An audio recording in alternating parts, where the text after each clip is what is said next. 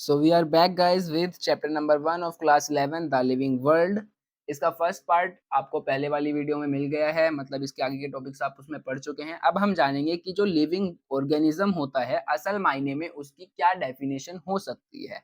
तो ऐसी चीजें जो कि सेल्फ रेप्लिकेटिंग हो, खुद से रेप्लिकेट कर पाए, इवॉल्विंग हो, जो टाइम के साथ इवोल्यूशन कर पाए, सेल्फ रेगुलेटिंग हो, इनके अंदर इंटरैक्टिव सिस्टम हो और ये कैपेबल हो एक्सटर्नल स्टिमुलाई को रिस्पॉन्स करने में। मतलब अगर वातावरण में कोई बदलाव आ रहा है तो उसके बदले वो कोई रिस्पॉन्स शो करें। तो ऐसी जो भी चीजें होंगी वो सारी की सारी कैसे होंगी? लिविंग होंगी। अब हम जानेंगे व्हाट इज लिविंग। तो जैसा कि हमें पता है कि हमारे लिविंग वर्ल्ड में मिलियंस ऑफ ऑर्गेनिजम्स हैं और उनकी स्पीसीज हैं। तो मिलियंस ऑफ स्पीसीज हैं किन किन चीजों की? या तो किसी प्लांट की, किसी एनिमल की, या फिर किसी माइक्रोब्स की। तो अगर हम एरिया को इंक्रीज कर दें, मतलब अगर हम स्पीसीज को ढूंढने के लिए निकले हैं और उसमें हम एरिया का इंक्रीमेंट कर दें, तो ये पॉसिबल है कि जो वहां पे स्पीसीज मिलेंगी उसके अंदर भी इंक्रीमेंट हो जाएगा। अगर मैं यहाँ से निकला हूँ बाहर और बाहर निकलने के बाद मैं 1 किलोमीटर के अंदर अंदर जितनी भी स्पीसीज होंगी उनको ढूंढ रहा हूँ, तो उनके नंबर कम होंगे उस मुकाबले में जितनी नंबर ऑफ स्पीसीज 10 किलोमीटर के एरिया में होगी। तो अगर मैं जो हमारा एरिया है उसको बढ़ा रहा हूं तो नंबर ऑफ स्पीसीज अपने आप ही बढ़ जाएंगी। नई स्पीसीज जो है वो हमें जाहिर सी बात है कि नए एरियाज में मिलेंगी, पर ऐसा जरूरी नहीं है कि सिर्फ और सिर्फ नए एरियाज में ही नई स्पीसीज मिलेंगी। कई बार पुराने एरियाज में भी हमें स्पीसीज नई मिल सकती हैं। जैसे कि मैं अभी दिल्ली में रहता हूँ, दिल्ली से निकल के मैं कहीं बाहर चला गया 10 15 20 साल के लिए। 10 15 20 साल बाद जब मेरा वहां का काम हो गया, अब मैं वापस दिल्ली आया हूँ, तो हो सकता है कोई ना कोई एक स्पीसीज ऐसी हो जो यहाँ पे ऐड हो गई हो, या पहले जब मैंने ढूंढा हो तो उसमें से कुछ स्पीसीज बच गई हूँ। तो वो स्पीसीज मेरे को मिल जाएंगी जो बच गई होंगी, या जो स्पीसीज ऐड हुई होंगी इस एरिया में वो स्पीसीज मेरे को मिल जाएंगी। तो पुराने एरियाज में भी नई स्पीसीज मिल सकती हैं। अब देखिए क्या है, every different kind of organism that we see represents a species. जाहिर सी बात है हम जिस भी ऑर्गेनिज्म को देख रहे हैं वो अपने आप में कोई ना कोई एक स्पीसीज को रिप्रेजेंट कर रहा है। We have known and described 1.7 to 1.8 million 17 to 18 lakh species हम आज तक डिस्कवर कर चुके हैं, और 17 टू 18 लाख स्पीसीज अगर साथ में रह रही है तो उसी को हम बायोडाइवर्सिटी कहते हैं। मतलब अलग अलग स्पीसीज एक साथ रह रही हैं तो वही बायोडाइवर्सिटी कहलाएगा। अब जितनी इतनी अब देखिए ये सारी स्पीसीज मतलब कितनी ज्यादा हो गई, और सारी की सारी जो स्पीसीज हैं वो अलग अलग जगह पे अलग अलग नाम से जानी जाती है। जगह से जगह जगह नाम जो है वो वरी करते हैं। तो इससे क्या होता है कि एक कंफ्यूजन क्रिएट हो जाता है। जैसे कि मान लो कि आम है, अब आम को यहाँ कुछ और कहते होंगे, बाहर कुछ और कहते होंगे, किसी और स्टेट में कुछ और कहते होंगे, किसी और कंट्री में कुछ और कहते होंगे। तो अगर मैं हर जगह जाके आम बोलूं तो ये तो पॉसिबल नहीं है ना कि हर कोई समझ जाए कि हाँ भाई किसकी बात हो रही है। हमें पता है कि मैंगो को आम कहते हैं, तो हम आम का यूज कर रहे हैं यहाँ पे बोलने के लिए, पर बाहर कहीं पे अगर मैंगो को कुछ और बोला जाता होगा तो वो लोग कैसे समझेंगे कि भाई ये आम आम क्या कर रहा है। तो ऐसी कंफ्यूजन्स को दूर करने के लिए हमने एक स्टैंडर्डाइजेशन का यूज करके हर एक स्पीसीज का एक नेम बनाया, कॉमन नेम बनाया, जो कि पूरे all over the world same ही होगा। इस प्रोसेस को नाम रखने की जो ये प्रोसेस है इसको हम नोमेनक्लेचर कहते हैं। और किसी भी चीज का नाम रखने से पहले उसको अच्छे से डिस्क्राइब किया जाता है, इस प्रोसेस को हम आइडेंटिफिकेशन कहते हैं। अब क्या है कि अलग अलग चीजों का नाम रखने के लिए अलग अलग एजेंसीज हैं। जैसे कि मान लो एनिमल, एनिमल का नाम कौन रखेगा? ICZN, international international code of zoological nomenclature. Plants का नाम कौन रखेगा? ICBN, international code of botanical nomenclature. Bacteria का नाम रखेगा ICNB, international code for nomenclature of bacteria. Virus, virus के लिए है international code for viral nomenclature. Cultivated plants के लिए है international code for nomenclature of cultivated plants. अब जानते हैं कि असल में बायनोमियल नोमेनक्लेचर क्या होता है। जैसे कि नोमेनक्लेचर का तो मतलब हमें पता है कि ये एक प्रोसेस है किसकी? तो नाम रखने की। तो it is a naming process.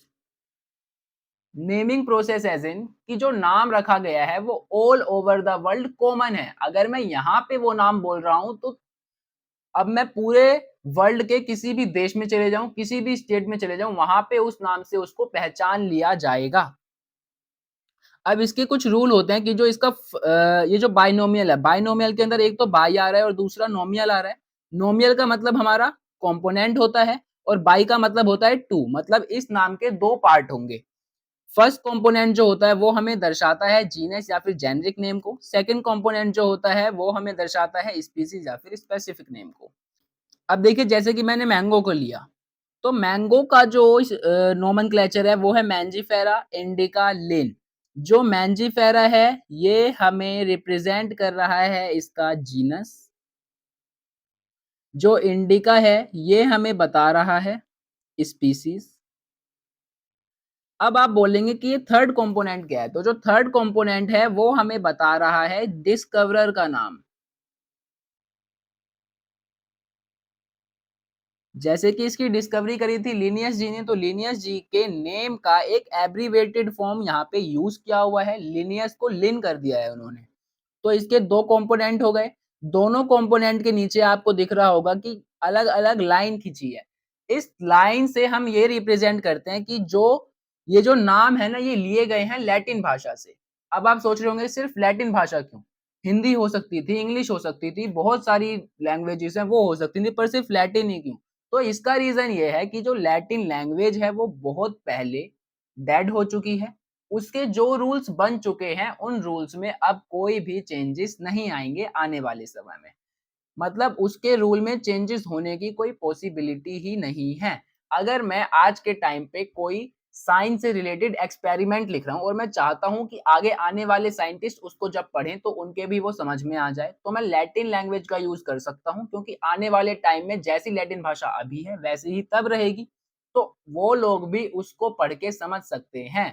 ठीक है, तो इसलिए लैटिन भाषा का यूज होता है। दोनों को अलग अलग अंडरलाइन किया जाता है।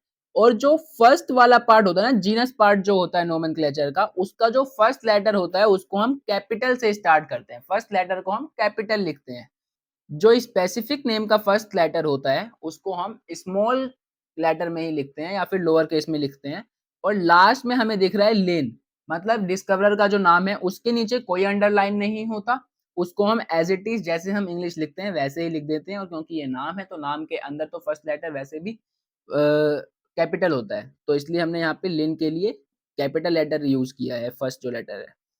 ये मैंने आपको बता दिया कि जो जीनस वाला पार्ट है ना उसका जो फर्स्ट लेटर होगा वो हमेशा कैपिटल होगा। और ये जो वर्ड्स होते हैं इसके अंदर जो यूज होते हैं या जो ये जो नोमेनक्लेचर होते हैं वो सारे के सारे लैटिन भाषा में होते हैं, मतलब लैटिन लैंग्वेज का यूज किया जाता है। और इसको अगर हम हाथों से लिख रहे हैं, इफ हैंड रिटन, अगर ये हैंड रिटन है तो उस टाइम पे इसके जो दोनों नाम के जो कंपोनेंट है दोनों कंपोनेंट को अंडरलाइन किया जाएगा अलग अलग। अगर टाइप किया गया है तो उसको इटैलिक्स में टाइप किया जाएगा ताकि उसकी लैटिन ओरिजिन शो हो सके। नेम ऑफ ऑथर जो है वो तो हम नॉर्मल ही लिखते हैं। और अगर हम इटैलिक्स में लिख रहे हैं तो इसके अंदर कोई अंडरलाइन नहीं होगा। अब देखिए जैसे कि हमें पता है कि मिलियंस ऑफ स्पीसीज हमारे अर्थ पे है, सबके बारे में अच्छे से पढ़ने के लिए, अच्छे से उनको समझने के लिए, एक बेटर वे में उनको समझने के लिए हमें ज़रूरत होती है सबको क्लासिफाई करने की। और क्लासिफाई करने के लिए हमें उनको अलग अलग कैटेगरीज में डिवाइड करना पड़ेगा, और अलग अलग कैटेगरी में डिवाइड करने के लिए कुछ हमें इजिली ऑब्जर्वेबल कैरेक्टर्स को देखना होता है। और अगर हम कैटेगराइज कर रहे हैं तो इसी को हम या तो ग्रुप बोलते हैं, या तो रैंक बोलते हैं, या फिर टैक्सा बोलते हैं। टैक्सा जो होता है वो डिफरेंट लेवल्स को शो करता है, रिप्रेजेंट करता है। अब जैसे कि यहाँ पे एक एग्जांपल लिया हुआ है ह्यूमन का। ह्यूमन जो होता है उसकी ऑर्डर होती है प्राइमेटा, अगर हम क्लास की बात करें वो होती है मैमेलिया, और अगर हम किंगडम की बात करें तो वो होती है Animalia. These class order and system are all taxa at different levels. ये सारे के सारे टैक्सा हैं, अलग अलग ग्रुप को रिप्रेजेंट कर रहे हैं पर अलग अलग लेवल को भी रिप्रेजेंट कर रहे हैं। All organism need to be classified into various taxa. सारे के सारे जो लिविंग ऑर्गेनिज्म है उनको अलग अलग टैक्सा में क्लासिफाई किया जाता है। इस प्रोसेस को हम टैक्सोनॉमी के नाम से जानते हैं। अब जो ये टैक्सोनॉमी है वो भी एक तो मॉडर्न टैक्सोनॉमी है और एक कन्वेंशनल टैक्सोनॉमी है। जो मॉडर्न टैक्सोनॉमी है उसके लिए उसके जो 5 पिलर्स हैं वो ये हैं कि इंटरनल, एक्सटर्नल। पहले हम उसके इंटरनल स्ट्रक्चर के बारे में जानेंगे, एक्सटर्नल स्ट्रक्चर के बारे में जानेंगे। उसके बाद आपको याद करने में आसानी हो इसलिए यहाँ पे मैंने सी, डी और ई लिखा है। सी का मतलब है सेल स्ट्रक्चर, डी का मतलब है डेवलपमेंटल प्रोसेस, ई का मतलब है इकोलॉजिकल इंफॉर्मेशन। इंटरनल, जब हम किसी चीज की इंटरनली बात कर रहे हैं तो वो एनाटॉमी कहलाती है। अगर हम बाहर से देख के किसी चीज को, जैसे कि अभी मैं बैठा हूं, तो मेरे को आप जो बाहर से देख रहे हो, अभी जो आप मेरे को देख रहे हो, तो ये मेरा मोर्फोलॉजी है। पर अगर मेरे अंदर चीड़ फाड़ करके मेरे आप सेल्स को देखो, मेरे ऑर्गन्स को देखो, तो वो हो जाएगी हमारी एनाटॉमी। अब ये जो कन्वेंशनल टैक्सोनॉमी है, ये 4 चीजों पे बेस्ड होती है। पहला होता है कैरेक्टराइजेशन, दूसरा आइडेंटिफिकेशन, तीसरा क्लासिफिकेशन और चौथा नोमेनक्लेचर। इन सब के बारे में हम डिटेल में जानेंगे नेक्स्ट क्लास में। Till then bye bye. कोशिश कीजिए कि जो भी चीज आपको प्रोवाइड की जा रही है उसको साथ के साथ, अगर आपने आज पढ़ा है तो कल सुबह उठ के, अगर आपने रात में पढ़ा है तो कल सुबह उठ के उसको रिवाइज कर लीजिए। अगर सुबह पढ़ा है या दिन में पढ़ा है तो रात में सोने से पहले एक बार रिवाइज कर लीजिए, ताकि ये आपको आगे तक याद रहे। वरना बच्चे पढ़ते जाते हैं और आगे बढ़ते जाते हैं, पर जब वो नेक्स्ट चैप्टर पे मूव करते हैं तो पिछला सारा का सारा उनके दिमाग से निकल जाता है। तो उससे अच्छा है कि आप साथ के साथ ही रिवीजन करते चले। बाय।